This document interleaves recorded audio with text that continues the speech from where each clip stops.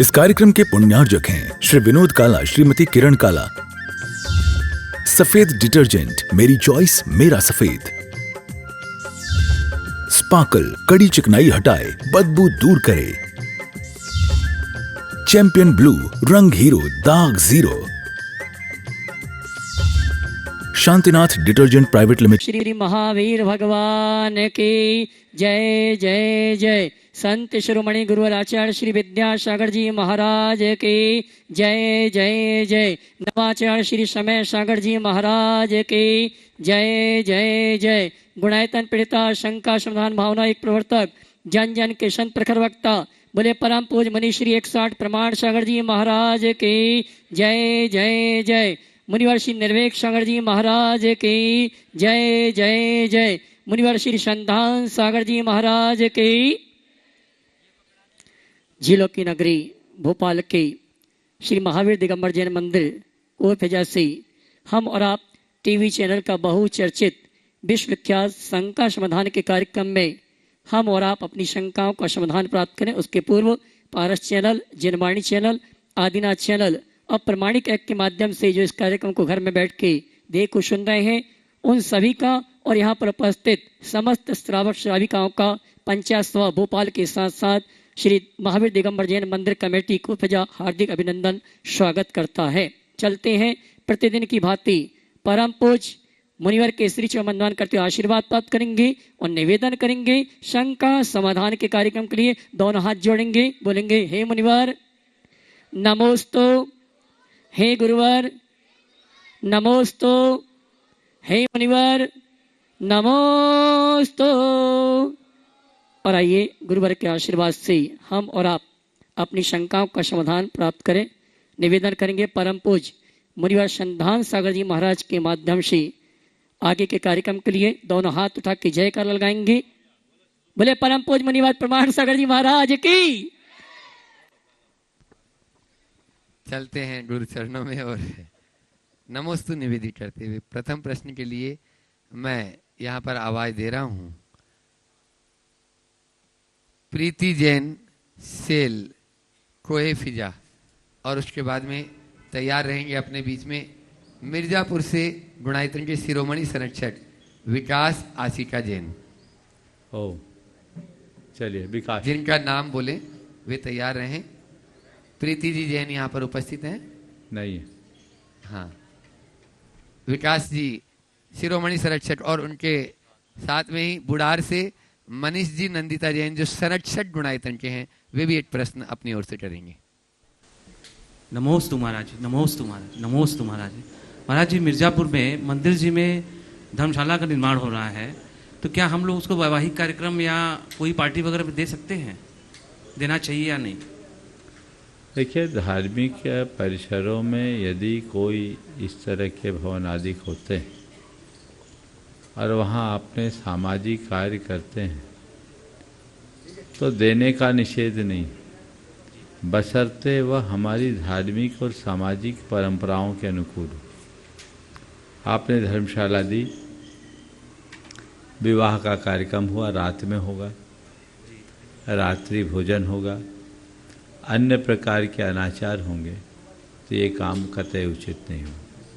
अगर इन शर्तों के साथ देते हैं कि सारी चीज़ें सारे कार्य जैन परंपरा के अनुकूल होंगे, दिन में होंगे, रात्रि में नहीं होंगे, तो इसे स्वीकार किया जा सकता है। हम लोग यही करेंगे। हाँ, बहुत बढ़िया। आशिका, मनीष जी नंदिता, आशिका बोला, बहुत बोलो। हाँ।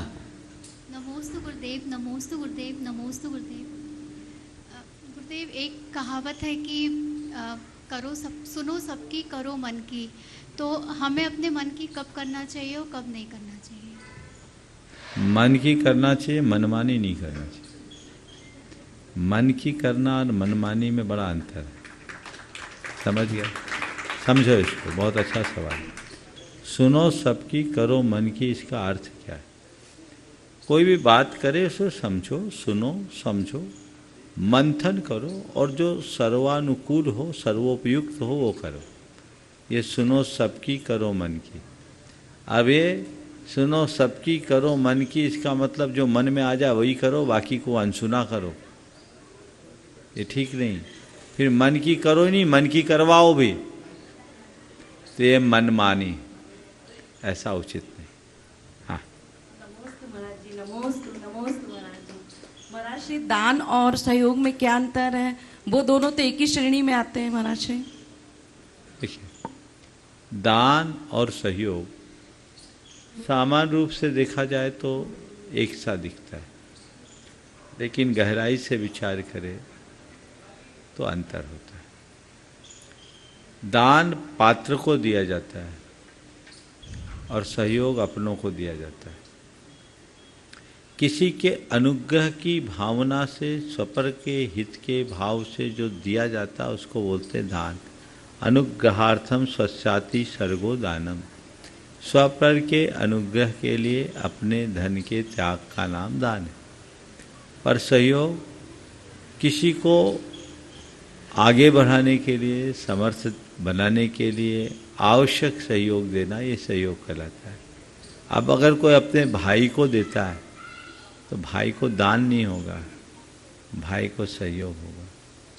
साधर्मी के लिए दान नहीं, ये सहयोग होगा। दान के 7 स्थान है, जिनविम जिनागार जिन यात्रा प्रतिष्ठिकम दान पूजा सुसिद्धांत लेखनम सप्त क्षेत्र। मंदिर आदि में जो देंगे वो दान हो, चतुर्विध संघ के लिए जो देंगे वो दान होगा। लेकिन अपने साधर्मी जनों, अपने भाई बंधुओं के लिए, अपने रिश्ते नातेदारों को दान नहीं दिया जाता, इसको बोलते हैं सहयोग। समझ गए? वो ध्यान में रखें। एक बार इन सभी आगंतुक अतिथियों का जोरदार स्वागत कर दें, जो गुणायतन में भी से भी संबद्ध हैं। और अब मैं आवाज दे रहा हूं अगले प्रश्न के लिए। राजेश जी जैन, शाहजहांबाद, और उसके बाद में तैयार रहेंगे आचार्य विद्यासागर प्रमाणित पाठशाला के नन्हे मुन्ने बच्चे कोए फिजा से। नमस्तु महाराज श्री, मेरा प्रश्न ये है कि कहते हैं कि हम सब महावीर की संतान हैं, लेकिन हमारे अंदर महावीर जैसा एक भी गुण नहीं, ऐसा क्यों महाराज श्री? हम महावीर के संतान हैं और हमारे पास महावीर के कोई गुण नहीं, ऐसा हम क्या करें? हमें तो ये लगता है कि कई ऐसी संतानें होती हैं जिनको अपने माँ बाप के कोई गुण नहीं दिखते, और ऐसी संतानों को अच्छी संतान के रूप में नहीं जाना जाता। समझ गए? संतान अनेक होते हैं, वे संतान ही संतान पने को सार्थक बना पाते हैं जिनमें अपने माता पिता के कोई लक्षण दिखते हैं और जो अपने आचरण और व्यवहार से अपने जन्मदाता का गौरव बढ़ाते हैं। इसके विरुद्ध जो अपने जन्मदाता के गौरव को खंडित करते हैं वे कुसंतान के रूप में जाने जाते हैं। आपने जो सवाल किया है, ये सवाल हर महावीर के अनुयायी को करना चाहिए, अपने मन से पूछना चाहिए कि हम महावीर के संतान तो कहला रहे हैं, महावीर के गुण मेरे अंदर कुछ है या नहीं? यदि है तब तो सुसंतान की श्रेणी में आएंगे, बाकी कुसंतान में अपने मुंह से कहना नहीं चाहूँगा। और मैं यही मानता हूँ यहाँ जितने हैं सब भगवान महावीर की संतान नहीं है, सब के सब भगवान महावीर की सुसंतान है और सब में भगवान के गुण प्रकट हो, ऐसी सद्भावना मैं सबके प्रति रखता हूँ।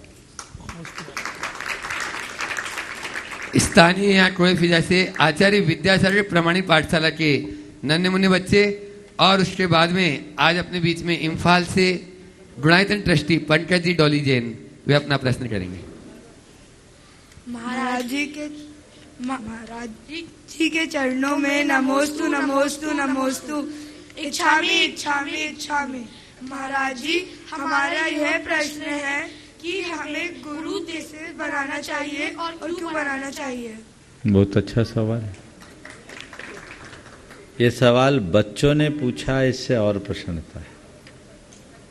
देखो, जैसे नाव चलाते हैं, गहरी नदी हो और कोई नाव चलाए और ऐसा व्यक्ति नाव पर सवार हो जिसको नाव का कोई एक्सपीरियंस नहीं है, तो क्या होगा? नाव डूब जाएगी। तो उसमें क्या करना पड़ता है? किसी नाविक का सहारा लेना पड़ता है। किसका लेना पड़ता है? नाविक। और नाविक कैसा नाविक? जो बड़ा कुशल हो, जो बहुत स्किल्ड हो। ऐसा नाविक जो नाव नदी में अचानक भंवर भी आ जाए तो नाव को पार लगा दे, है ना। तो जैसे नदी पार करने के लिए कुशल नाविक की जरूरत है, वैसे ही भव सागर से पार उतरने के लिए खेवटिया की जरूरत है, और वही खेवटिया, वही नाविक का नाम गुरु। समझ गए? समझ में आई बात? तो गुरु जो हमें संसार से पार लगाए, जो हमारे जीवन का पथ प्रशस्त कर सके, जिनके आश्रय और आलम्बन से हम अपने जीवन का कल्याण कर सकें, अपने जीवन को सही दिशा में आगे बढ़ा सके। समझ गए? तो गुरु मोक्ष मार्ग में हमें सही रास्ता बताते। समझ गए? तो ये रास्ता बताने वाले ऐसे रास्ते पे हम चल रहे जिसका हमें कोई अतः ही पता नहीं। भटकने की संभावना है कि नहीं? अनजान रास्ते में, और अनजान रास्ते में जाएंगे, भटक जाएंगे, और उस समय हमें कोई जानकार मिले, ऐसा व्यक्ति जो उस रास्ते से आता जाता है, जिसको उस रास्ते का अनुभव है, तो हमें रास्ते में कोई खतरा होगा क्या? बोलो, नहीं होगा। तो हम जिस मोक्ष की डगर पर चल रहे हैं, मोक्ष रास्ते के मार्ग पर चल रहे हैं, इसका हमें कोई एक्सपीरियंस ही नहीं। उसका एक्सपीरियंस किसको है? गुरु को है। तो गुरु कहते देख बेटा घबरा नहीं, मैं भी इसी रास्ते पे चलता हूँ, कोई कठिनाई नहीं है, तू घबरा रहा है, चलेगा तो इससे ज़्यादा आनंद और कहीं नहीं आए। समझ गए? तो गुरु वो है जिनसे हमारे मन में मोक्ष मार्ग की प्रेरणा मिले, जिनके संपर्क में आने पर हमारे अंदर सम्यक्त का प्रकाश हो, जिनके संपर्क में आने के बाद हमारे अंदर ज्ञान प्रकट हो, जिनके संपर्क में आने के बाद हमारे मन में संयम का अनुराग जागे, वो गुरु। साहस बढ़े, संबल बढ़े, वो गुरु। इसलिए हम गुरु का आश्रय लेते हैं। समझ गए? बिना गुरु के जीवन का उद्धार नहीं है। इसीलिए कहा जाता है जिसका कोई गुरु नहीं उसका जीवन शुरू नहीं। समझ गए? इसलिए गुरु की जरूरत तो सबको है, और सबको गुरु का आश्रय लेना चाहिए। अब सवाल है गुरु किसको बनाए? क्या है जिसको गुरु नहीं बनाएगा? गुरु वही है जिसके अंदर गुरुत्व का गौरव है। समझ गए? जो दुनियादारी से मुक्त है, जो 5 इंद्रिय के विषय कषाय भोग विलास से मुक्त है, धन दौलत आरम सारम दुनियादारी से जो रहित है, जो ज्ञान ध्यान तप में लीन है, वो गुरु कहलाने योग्य। समझ गए? तो गुरु जो खुद अध्यात्म को जीते हैं और अध्यात्म का रास्ता बताते हैं, उनको गुरु बनाना चाहिए। और एक बार जिनको गुरु बना लिया, उनको अपने सिर पर बिठा के रखना चाहिए। कहा जाता है गुरु को सिर पर राखिए, चलिए आगे आज्ञा माही, कहत कबीरता दास को 3 लोक भय नाई। गुरु को सिर पर रखो। सिर पर रखो मतलब सिर पर बिठाल दो। सिर पर रखने का मतलब है उनको अपने जीवन का सबसे ऊंचा आदर्श बनो और उनकी आज्ञा में चलो। उनके द्वारा कोई भी बात कही जाए तो उसे अपने लिए हितकारी मानो। अगर गुरु की बात को मान करके चलोगे तो कभी भटकोगे नहीं। आम व्यक्ति के अनुभव में और गुरु के अनुभव में बड़ा अंतर होता है। गुरु जो चीज़ों को जानते समझते हैं वो उनकी तप साधना से परिष्कृत होता है, तो उनके रास्ते को अच्छा बना देता है। इसलिए गुरु बनाना चाहिए और गुरु का चुनाव बहुत अच्छे से करना चाहिए। ठीक है? ऐसे ही गुरु भक्त परिवार आज इम्फाल से अपने बीच में यहाँ गुरु दर्शन के लिए पंकज जी डॉली जैन जी गुणायतन के ट्रस्टी भी जोरदार तालियों से उनका सम्मान कर दें और उसके वो अपना प्रश्न करें। उसके बाद में तैयार रहेंगे जो अहरनिश गुरु भक्ति में ही लगे रहते हैं और ऐसा नहीं घर में सब कुछ है और गुणायतन से भी संबद्ध हैं, ऐसे विवेक भाई जो गुणायतन के ट्रस्टी हैं, अक्षय जी गुणायतन, धैर्य, मनु जैन, ये लोग एक प्रश्न करेंगे सभी युवा वर्ग। गुरुदेव के श्री चरणों में हमारा बारंबार बारंबार बारंबार नमोस्तु नमोस्तु नमोस्ते।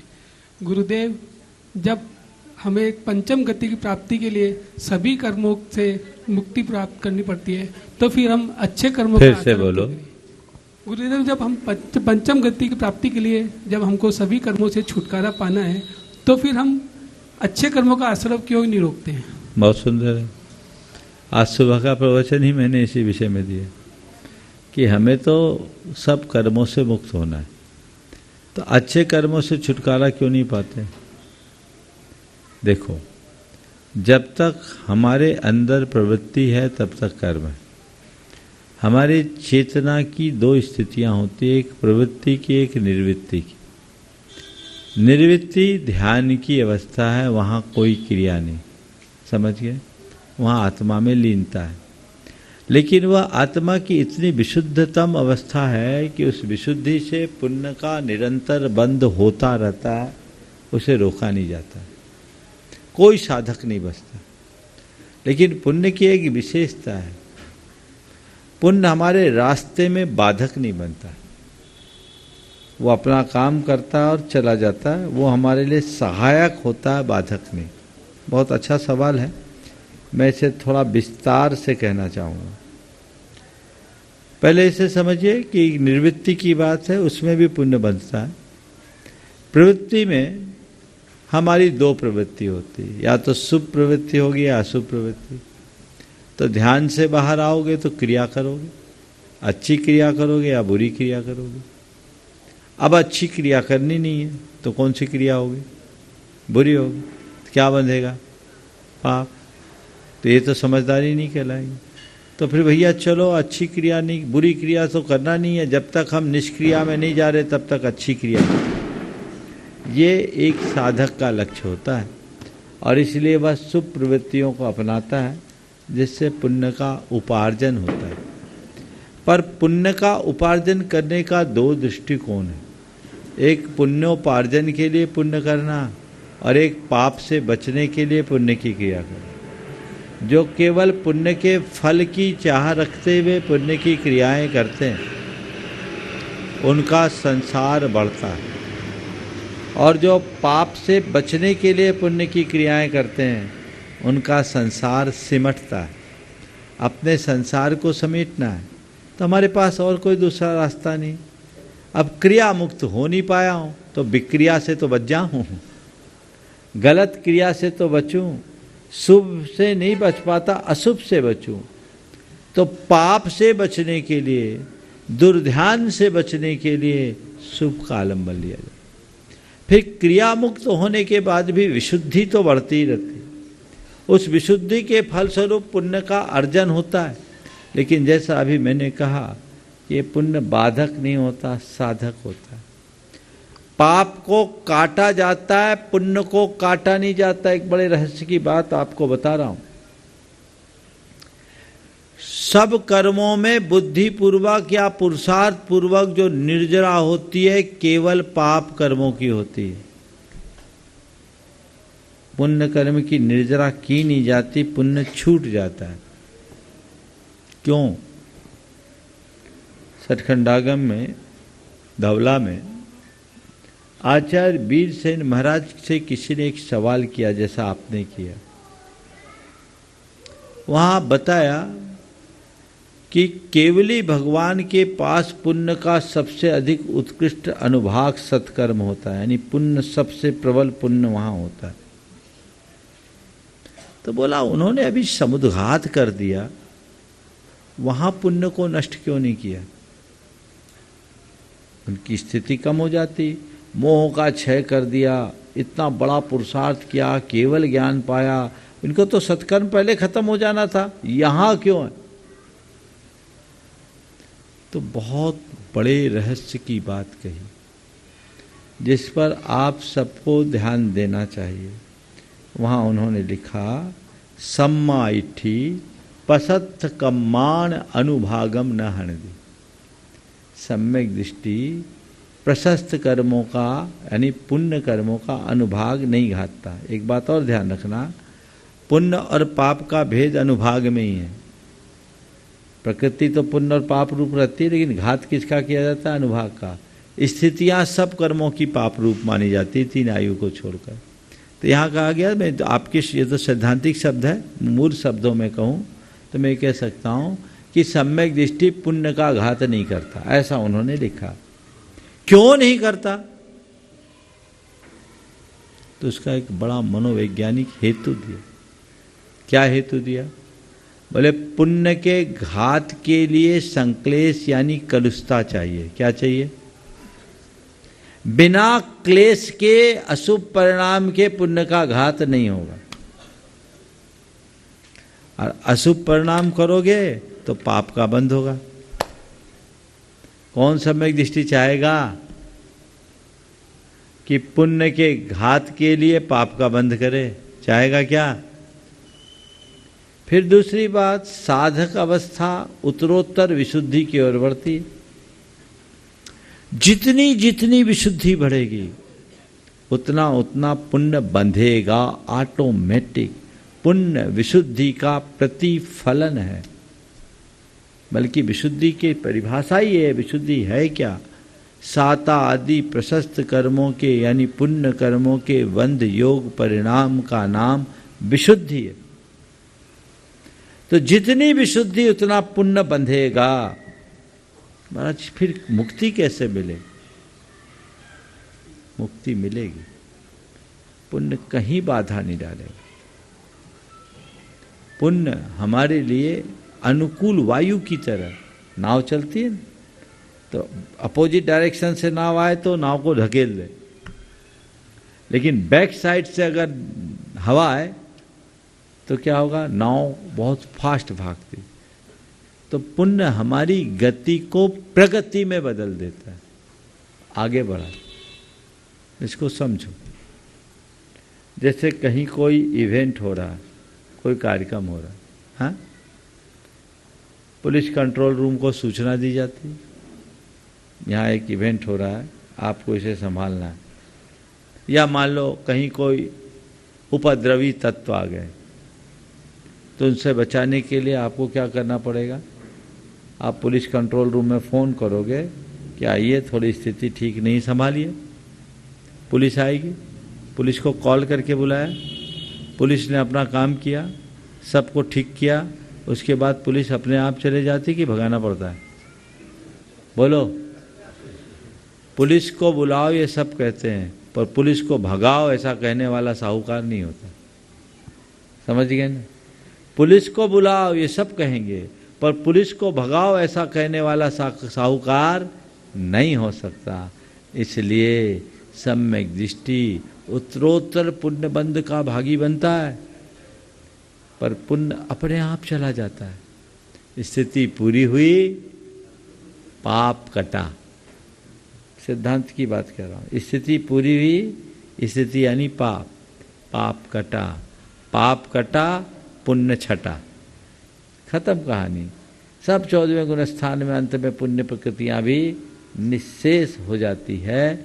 इसलिए हमें इस पर बहुत गहराई से समझना चाहिए, पुण्य पाप की इस वर्गीकरण को समझना चाहिए। ये बातें कहने में बड़ी अच्छी लगती है, सोने की बेड़ी भी बेड़ी है, लोहे की बेड़ी बेड़ी है, दोनों को समान मानने वाला ही सम्यक दृष्टि। भाई साहब, ये पुण्य की क्रिया में नहीं और पुण्य के बंध में नहीं, ये धारणा केवल पुण्य के फल के प्रति होनी चाहिए। तुम पुण्य के फल को तो अच्छा मानो और पाप के फल को बुरा मानो। जब तक ऐसा करते रहोगे तब तक अज्ञान पलता रहेगा। न पुण्य का फल अच्छा है न पाप का फल बुरा है, दोनों में समता रखना ही हमारा धर्म है। और अगला प्रश्न कर रहे हैं जो अहरनीश गुरु सेवा में लगे रहते हैं, विक्की भाई गुणायतन ट्रस्टी, अक्षय धैर्य मनु, देवांश वैभव जैन और उनकी पूरी टीम। एक बार जोरदार ताली बजा दीजिए इन सभी उत्साही युवकों के लिए जो प्रतिदिन सेवा में लगे रहते हैं। एक प्रश्न कर रहे हैं और उसके बाद में तैयार रहेंगी राशि, अनिता, वंदना परिवार। नमस्ते महाराज जी। महाराज जी, अंतरिक्ष यात्री सुनीता विलियम्स कल 9 महीना 14 दिनों बाद अंतरिक्ष से वापस धरती पे आई। महाराज जी, उनके इस कठिन समय में वो अपने आप को कैसे संभाल के रखी होगी और उनके इस तप से हमें क्या शिक्षा लेना चाहिए? कल लौट आई जी, सकुशल? जी सकुशल। चलो बढ़िया। हाँ, चलिए, निश्चित ये 9 महीना 14 दिन उनके लिए एक बहुत ही अलग दिन के रूप में रहे होंगे। चले तो गए हैं, आने का अभी कोई ठिकाना नहीं। लेकिन मेरा मानना है, जब कोई व्यक्ति किसी बड़े लक्ष्य को लेकर के चलता है और जिसके सामने लक्ष्य होता है, उसको रास्ते की रुकावटें नहीं, जीवन की मंजिल दिखाई पड़ती। हम अगर अच्छे लक्ष्य को लेकर के चलते हैं तो रुकावटें को देखें नहीं, केवल अपने मंजिल को देखें। जो रुकावटों को देखते हैं वो रोते हैं, और जो मंजिल को देखते हैं वो उपलब्धियों तक पहुंचते हैं। मुझे लगता है कि सुनीता विलियम्स जो लौट के आई, ये हम सब के लिए बहुत ही प्रसन्नता का विषय है। भारतीय मूल की महिला ने एक बहुत बड़ा काम किया जो सबके लिए चुनौती थी, और मैं पूरे के पूरे इस टेक्नोलॉजी और विज्ञान से जुड़े लोगों को साधुवाद दूंगा और ये कहूँगा कि इच्छा शक्ति के आगे कुछ भी काम अधूरा नहीं होता, वो रह सकता है और चीज़ें हमारे साथ पूरी हो सकती है। तो वो आगे बढ़ करके ये काम की, ये हम सब के लिए एक बड़ी उपलब्धि के रूप में परिवर्तित हुई है। हमें इसे ध्यान रखना चाहिए। मुझे नहीं लगता कि वो बहुत ज़्यादा विचलित हुई होगी। हमें तो एक साधक की तरह रखना चाहिए। वो तो जब गए तब भी सिर पर कफन बांध कर गए, है ना। गए हैं, जाने के टाइम में ही तय था, क्या पता आ पाए या ना पाए, लेकिन गए, सिर पर कफन बांध करके गए। उनके सामने उनका लक्ष्य था, एक बहुत बड़े इतिहास को रच गए। हमें ऐसे लोगों से प्रेरणा लेना चाहिए और अपने जीवन के क्रम को आगे बढ़ाना चाहिए। मैं देख रहा हूँ आप लोगों का अंतराय कर्म कुछ सामने आ गया है, इसलिए आज के इस सत्र को आगे बढ़ा पाना क्यों संभव है क्या? नहीं, इनकी सारी सिस्टम जो है, क्यों विजय? हाँ, हो जाएगा। चलो चलने दीजिए, एक आध दो सवाल और कर ले जब तक चल रहा है। राशि योगेश वंदना परिवार, नरेंद्र वंदना परिवार, हाँ, वे अपना प्रश्न करें और उसके बाद में चौधरी परिवार तैयार है। कीर्ति जी चौधरी, महेंद्र जी चौधरी जो गुणायतन जी ट्रस्टी भी और यहाँ के अध्यक्ष भी हैं, पूरा परिवार के साथ में तैयार है। जल्दी बोलो, नमोस्तु बिना बोले ही बोल लो। प्रश्न बोलो। जब भी हम कोई कार्य करते हैं, आवाज बढ़ाओ, माइक खोलो। हाँ हाँ बोलो। महाराज जी, जब भी हम कोई कार्य करते हैं पहले ही सोचने लग जाते हैं कि लोग क्या सोचेंगे, ये सोचने लग जाते हैं कि ये लोग गलत मानेंगे हमको, तो हम ऐसा क्यों सोचते हैं पहले? देखिए, कोई भी कार्य करे तो उसका परिणाम क्या होगा ये सोचना तो ठीक है, लेकिन इसमें को लेकर के नकारात्मक सोचना कतई अच्छी बात नहीं है। जिनका आत्मविश्वास प्रबल होता है वो ऐसा नहीं करते। लोग क्या सोचेंगे ये मत सोचो, ये सोचो कि हम जो करें उसको लोग सराहें। ऐसा काम हो जिसको देखकर लोग भी आश्चर्यचकित हों, और पूरे लगन निष्ठा के साथ जब हम ऐसा काम करते हैं तब उसका परिणाम सुनिश्चित तौर पर अच्छा हो।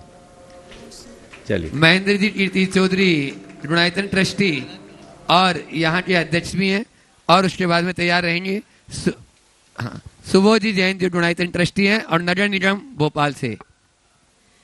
नमोस्तु महाराज जी, वंदामी छुल्लक जी, गुरुवर बहुत बहुत प्रणाम के साथ मेरे मन की एक शंका है जिसका समाधान मैं आपसे चाहती हूँ।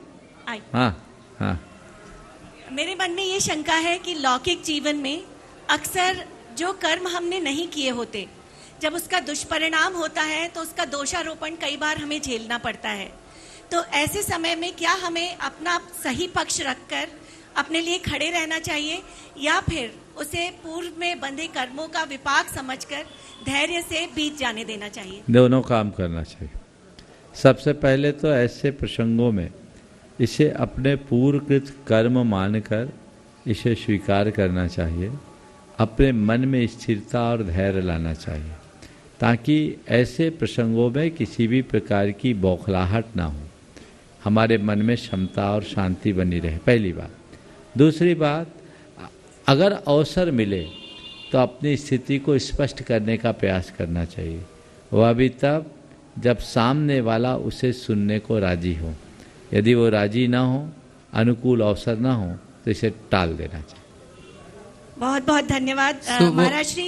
एक मिनट, सुरेश चंद्र जी जैन वकील साहब विदिशा से मेरे पिताजी हैं, उन्होंने आपको बारंबार नमोस्तु भेजा है। सुबोध जी जैन नगर निगम भोपाल गुणायतन ट्रस्टी हैं और उसके बाद PSS प्रमाणिक सेवा संघ के उत्साही कार्यकर्ता। महेंद्र जी कुछ और बोल रहे, बोलो। महेंद्र जी कुछ बोल रहे हैं, थोड़ा जल्दी बोल रहे हैं। जल्दी बोलो, उसके बाद हाँ बोलो आपके मन की बात, जल्दी बोलो। मुनि श्री के चरणों में बारंबार नमस्कार। हाँ, आगम कहता है कि वस्तु स्वभाव धर्म, आत्म स्वभाव धर्म। तो जो हम कर रहे हैं वो क्या है? देखो, जो कर रहे हैं हमारा धर्म नहीं अधर्म है। ये हम जो कर रहे हैं वो धर्म की क्रिया कर रहे हैं, वस्तु के स्वभाव को पहचानने का रास्ता अपना रहे। अगर वस्तु के स्वभाव को पहचानने के लिए हम उद्यम करें, उसे लक्ष्य रख करके अपनी प्रवृत्तियां करें, तो हमारे जीवन में वो सहजता घटित हो सकती। ओम। हाँ, ओम। सुबोध जी जैन नगर निगम भोपाल गुणायतन ट्रस्टी और उसके बाद में PSS प्रमाणिक सेवा संघ के उत्साही युवा कार्यकर्ता। नमोस्तु महाराज जी। इच्छामी महाराज जी, छोटा सा वो है, भगवान बीतरागी हैं और वो हमें कुछ देते नहीं, फिर हम क्यों हर पूजा विनती में कहते हैं कि दरिद्रीन को द्रव्य के दान दीने, आप पुत्रीन को तू भले पुत्र कीने। मतलब बहुत सारी ऐसा लगता है जैसे भगवान से हम बहुत कुछ मांग रहे हैं, जबकि मांगना जो है। बहुत सुंदर जी। भगवान को देते नहीं और भगवान के पास मांगना भी नहीं चाहिए, फिर भी आप जो भगवान के सामने ऐसी बातें करते हैं, यह एक प्रकार की भक्ति की ही अभिव्यक्ति। लोक में कई बार ऐसा होता है, जब हमें कोई सीधे नहीं दिया पर किसी के निमित्त से कुछ मिल गया, तो हम उसकी पूरी क्रेडिट सामने वाले को दे देते हैं। जैसे मान लीजिए आपका कोई काम हुआ और किसी काम के लिए किसी व्यक्ति की एक छोटी सी केवल निमित्त रूप भूमिका हो गई, आप उसके प्रति कृतज्ञ होते हैं कि नहीं होते हैं? एक जोहरी का बेटा था, पिता की मृत्यु हो गई, बेटा एकदम निखट्टू था, उसने एक एक करके अपने पिता की सारी संपत्ति बेचना शुरू कर दी, सब बर्बाद हो गई, दाने दाने को मोहताज हो गया। एक दिन अपने पिता के मित्र के यहाँ गया, उनसे कुछ सहयोग की अपेक्षा रखकर कि आप कुछ सहयोग दे दे, बड़ी कृपा हो। जब वो वहाँ गया तो बोला, अरे तू आज भी करोड़पति है, तो मेरे पास हाथ फैलाया है, इतना दीन बनकर आ रहा है, मुझे आश्चर्य है, तो ऐसा क्यों कर? तो जा अपने घर का दक्षिण कोना खोद, भंडार भरा है। अब क्या हुआ? वो घर गया, घर का दक्षिण कोना खोदा और 1 फुट खोदाई कि वहां खजाना निकल गया। लौटकर उल्टे पांव आया, बोले चाचा आपने तो निहाल कर दिया, आप धन्य हो, मैं तो बिल्कुल फटेहाल हो गया था, आपने मुझे माला माल कर दिया, देखिए आपने मुझे क्या दे दिया, सारा भंडार। अरे मैंने कहाँ दिया, वो तो सब तेरा ही था। अरे मेरा कहाँ था, मैं तो उसे बेचने का प्लान कर रहा था, बेच देता तो ये कहाँ होता, ये तो सब आपकी ही कृपा का फल है। बोलो ऐसा बोलेगा कि नहीं बोलेगा? बोलेगा महाराज। अब उसके उस चाचा ने उसको कुछ दिया? नहीं दिया महाराज। वहाँ कुछ रखा? नहीं। उसने क्या किया? केवल पता बताया। तो बस यही स्थिति होती है। गुरुदेव ने इस विषय में एक बहुत अच्छा हाइकू लिखा, गुरु ने मुझे प्रकट कर दिया, दिया दे दिया। गुरु ने मुझे प्रकट कर दिया, दिया दे दिया। एक दिया दे दिया जो मेरे भीतर था, मुझे उसका प्रकाश दिख गया, उसके प्रकाश में वो सब कुछ मुझे दिख गया, वो मुझे प्राप्त हो गया।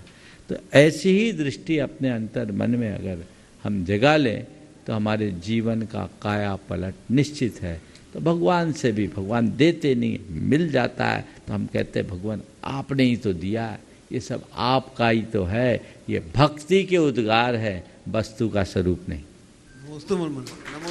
स्मार्ट सिटी टीटी नगर से प्रामाणिक सेवा संघ के ये उत्साही कार्यकर्ता एक प्रश्न कर रहे हैं और उसके बाद में लाल जाटी जैन नगर से प्रियेश निमेश जैन लाल जाटी तैयार है। मुनिराजों के चरणों में बारंबार नमोस्तु और छोलक जियों के चरणों में इक्षामी। महाराज जी, आपने एक बार प्रवचन में कहा था कि यदि आगे बढ़ना है, सफल होना है, तो मन में उतरी बातों को मन से उतारना सीख लो। महाराज जी, प्रश्न ये है कि आजकल की युवा पीढ़ी में जहां स्वयं ही हमारे मन में फ्यूचर को और करियर को लेकर काफ़ी मानसिक तनाव बना रहता है, ऐसे स्थिति में इस विचारधारा को हम अपने जीवन में कैसे अनुसरण करें, इसका समाधान कीजिए महाराज। देखिए, इस विचारधारा का अनुसरण करने के लिए सबसे पहली जरूरत है जिनसे ऐसे विचारों की प्रेरणा मिले उनके संपर्क में रहो, उनसे प्रेरणा लो, उनके इन सूत्रों को आत्मसात करो, उन्हें बार बार दोहराओ। जब तक आप अपने आप को अध्यात्म से नहीं जोड़ेंगे स्टेबिलिटी नहीं आएगी, स्थिरता चाहिए, ताकि आप अपने इनर मैनेजमेंट को अच्छा कर सकें, अपने इमोशंस पर कंट्रोल कर सकें। इसकी बहुत ज़रूरत है। इसलिए मैं युवाओं से कहना चाहूँगा वो गुरुओं के समागम में रहना सीखें, उनसे मार्गदर्शन लें, उनसे आध्यात्मिक प्रेरणा लें। गुरुओं के समागम का मतलब ये नहीं कि आप उनके पास बहुत निकट रोज आ ही जाओ, आप वर्चुअली भी उनके कांटेक्ट में रह सकते हैं। सभी युवाओं को गुरुओं का प्रवचन नित्य सुनना चाहिए। उनसे उनको जो मोटिवेशन मिलता है वो उनको बहुत स्थिरता देती है और ऐसी स्थिरता जीवन को आगे बढ़ने में सहायक बनती है। ठीक है, चलिए। लाल जाटी से प्रियेश निमेश जैन वे अपना प्रश्न करें और उसके बाद में तैयार रहेंगे अनीता आलोक जैन हैप्पी मेडिको। सभी मुनि राजों के चरणों में बारंबार नमोस्तु नमोस्तु नमोस्तु।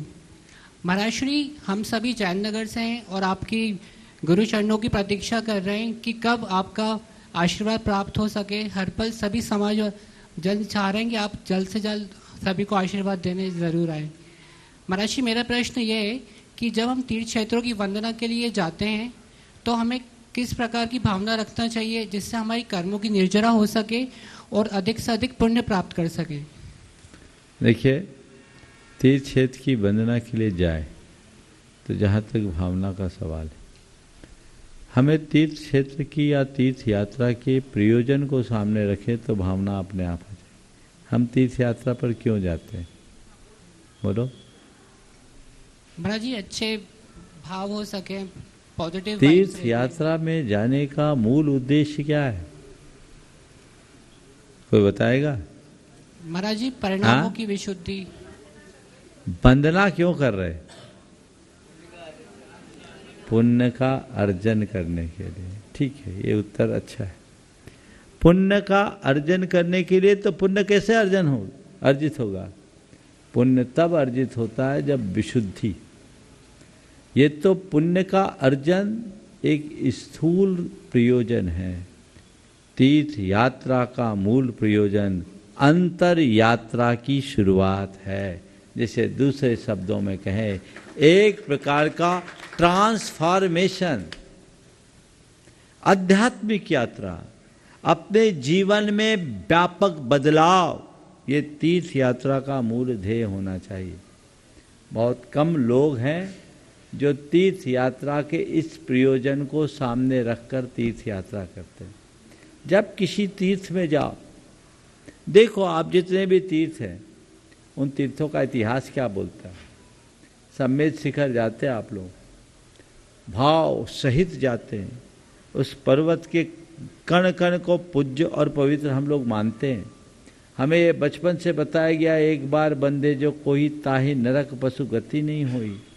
ये सब चीजें तो उसका बाहरी आवरण है।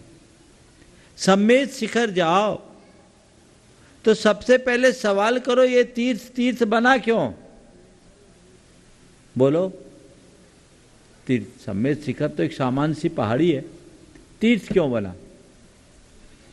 बोलो, इसी को बोलने दो। मोक्ष स्थली है महाराज श्री। किसकी?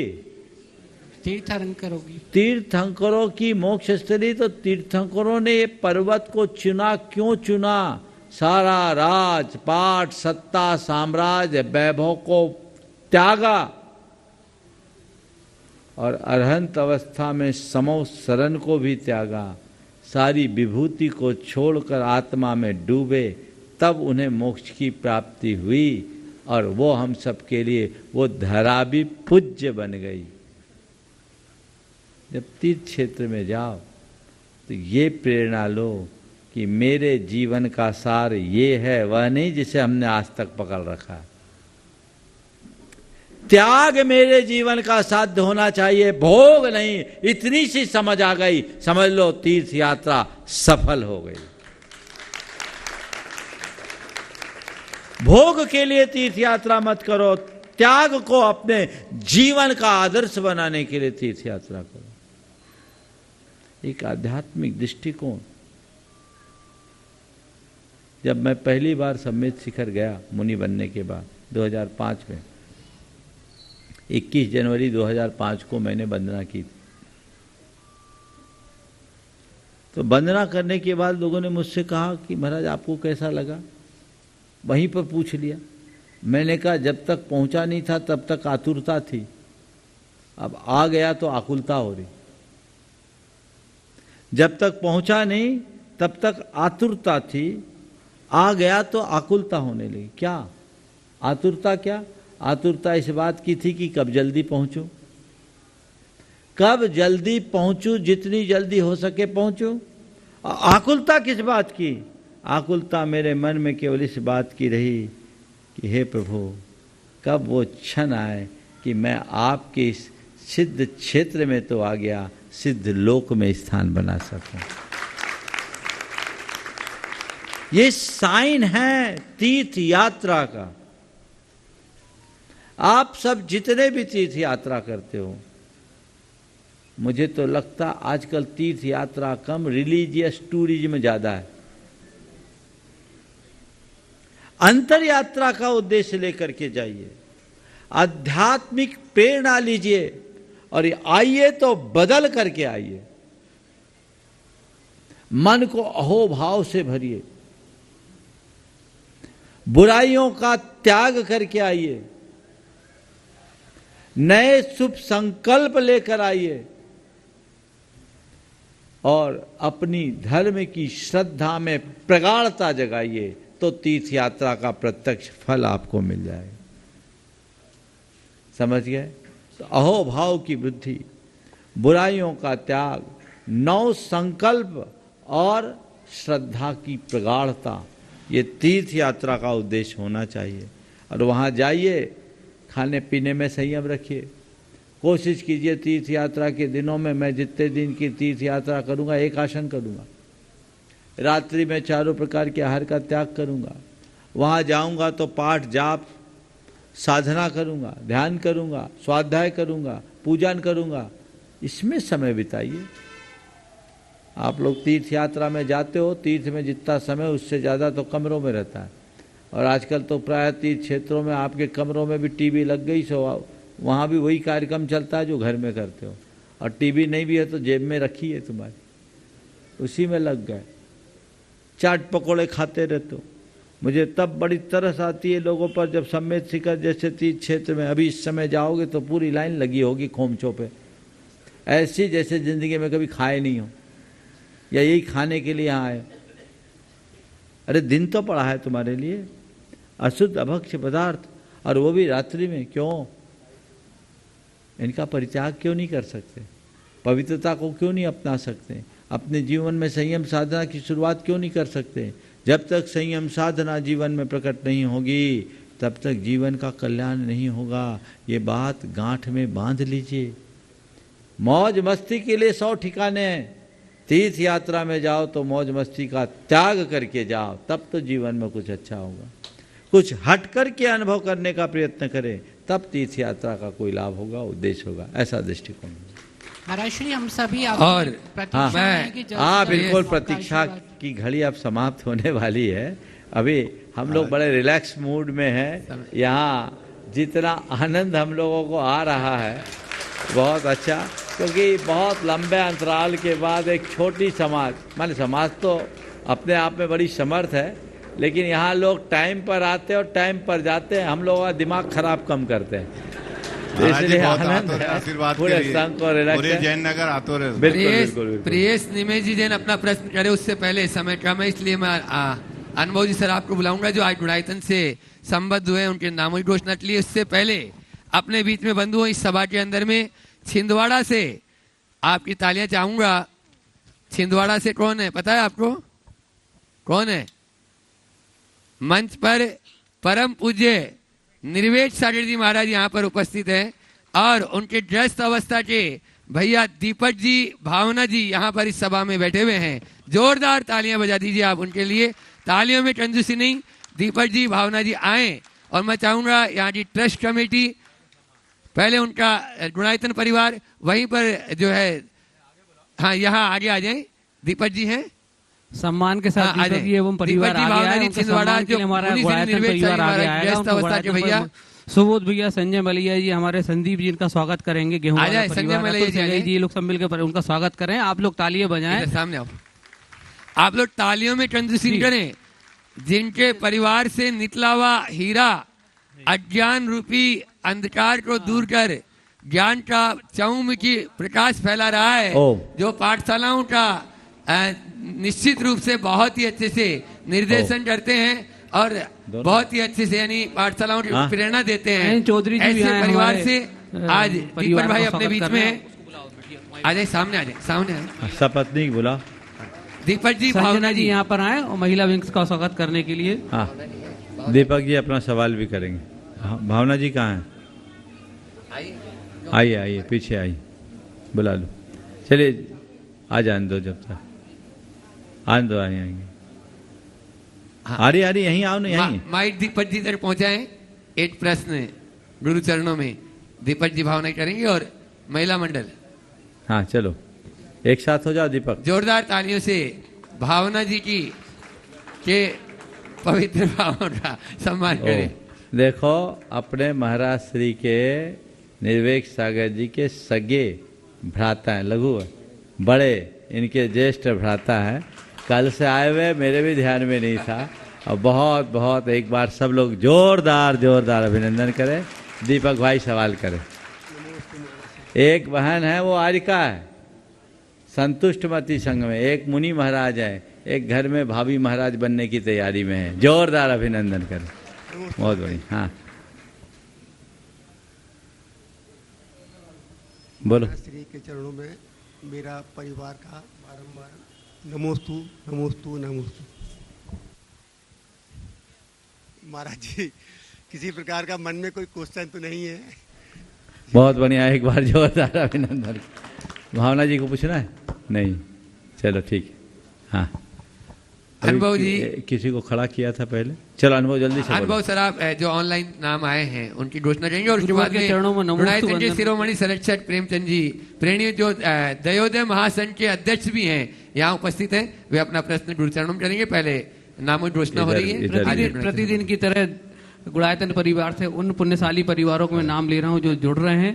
आप लोग तालियों का क्रम चालू रखिएगा। मैं नाम का क्रम चालू रख रहा हूँ। निर्माण निधि के रूप में सीए रोशन जैन सुपुत्र श्री संतोष जैन दिल्ली, सचिन जैन सुपुत्र सुरेंद्र कुमार जी जैन सौरभ जैन पर्व जैन ललितपुर, श्री अनूप जैन कानपुर। सूत्रधार के रूप में जो परिवार गुरुदेव हमारे साथ जुड़ा है, श्री प्रवीण कुमार जी जैन, श्रीमती किरण जैन अशोक नगर। आप लोग तालियां बजाइए। श्री संस्थापक सदस्य ट्रस्टी के रूप में जो हमारे साथ परिवार जुड़ा है, श्री प्रकाश चंद जैन, विमलाबाई जैन, श्री मनोज कुमार, रचना जैन, सूची जैन, प्रासुक जैन अशोक नगर। ये सब परिवार गुरुदेव आज नमोस्तु निवेदित कर रहे हैं आपको। गुरुदेव ऐसे ही आप लोग भी गुणायतन परिवार से जुड़े और हमारे परिवार को हम लोग को बहुत आगे लेके जाना है। आप सब पुण्य की अनुमोदना करें इन परिवार की जो जुड़े हैं।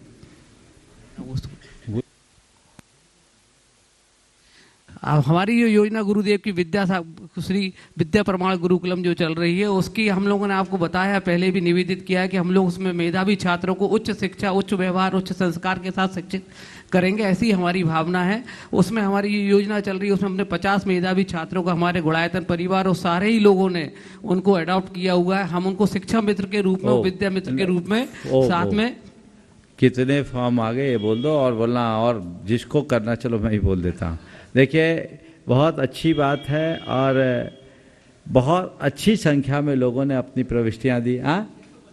हाँ, बहुत अच्छी संख्या में लोगों ने अपनी प्रविष्टियाँ दी है।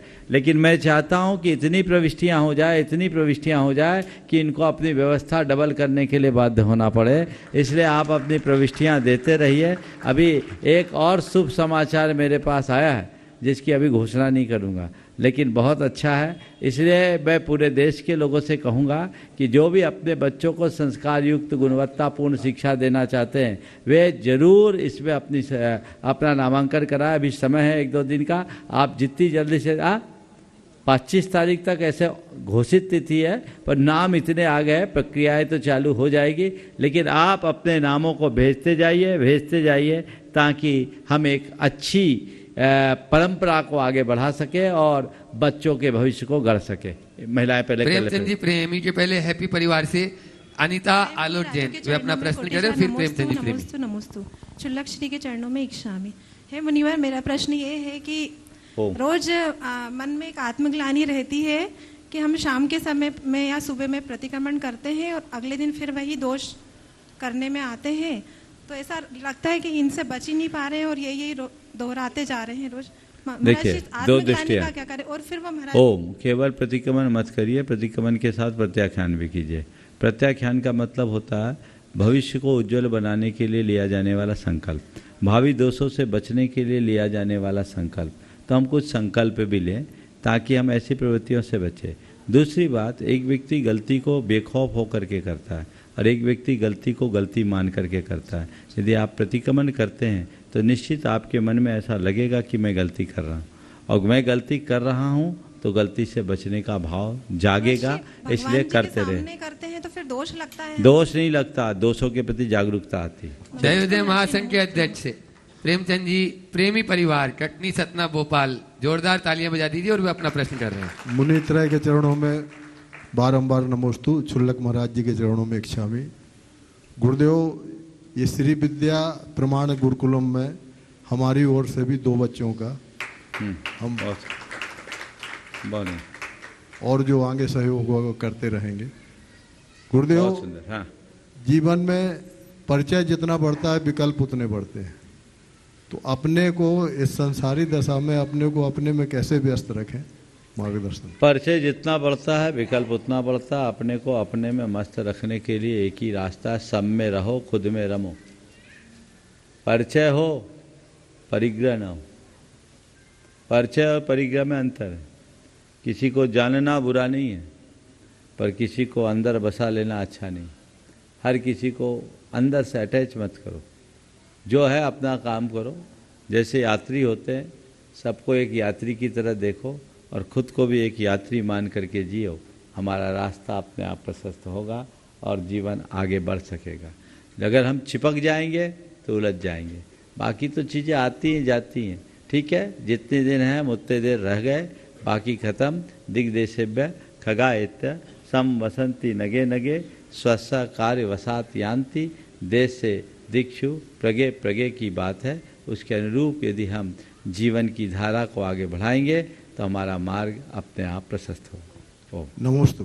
गेहूं वाले परिवार से संदीप जी जैन, गेहूं वाला परिवार ढूंढाई दृष्टि। हाँ, थोड़ा जल्दी करें संदीप भैया। तेरे मुनि राजों के चरणों में बारंबार नमोस्तु।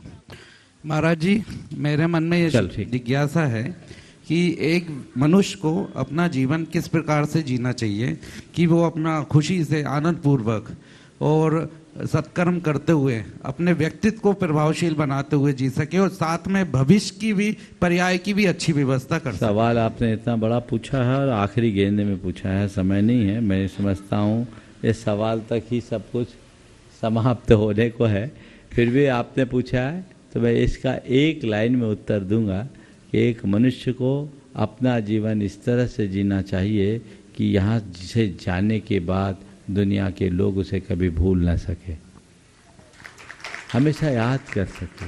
हमारे कृत्यों और व्यवहार के आधार पर उसको जान सके, जीवन को आगे बढ़ा सके। समय आप सबका हो गया। महाराज जी, इसको विस्तार में भले आप प्रवचन इस में या प्रश्न को लंबित रखो, अवसर पर देंगे। आज समय हो गया। इस छोटे सी बच्ची का एक सवाल कर लो। किसका सवाल? नाम बोल दो, नाम बोल दो, बोल दो, बोलो बोलो बोलो। कहाँ ओजस कौन है? आजा, वो आ गया। हाँ, ओजस, ओजस है क्या? जाओ तुम उसके साथ जाओ। तो पाठशाला में रहना था ना, प्रमाणित पाठशाला में। हे महाराज हाँ, जी, करो। जाओ बेटा, जाओ जाओ जाओ जाओ जाओ। बोलो बोलो बोलो बोलो। हाँ, हे महाराज जी, नमोस्तु महाराज जी। ओम।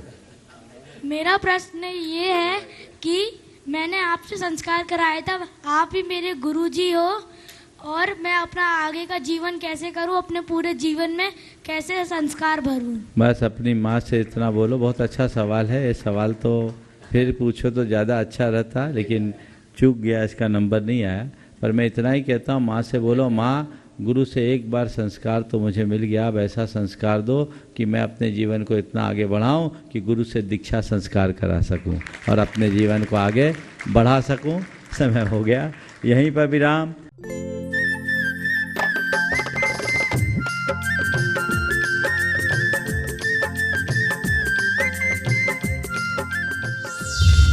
इस कार्यक्रम के पुण्यार्जक हैं श्री विनोद काला, श्रीमती किरण काला। सफेद डिटर्जेंट, मेरी चॉइस मेरा सफेद।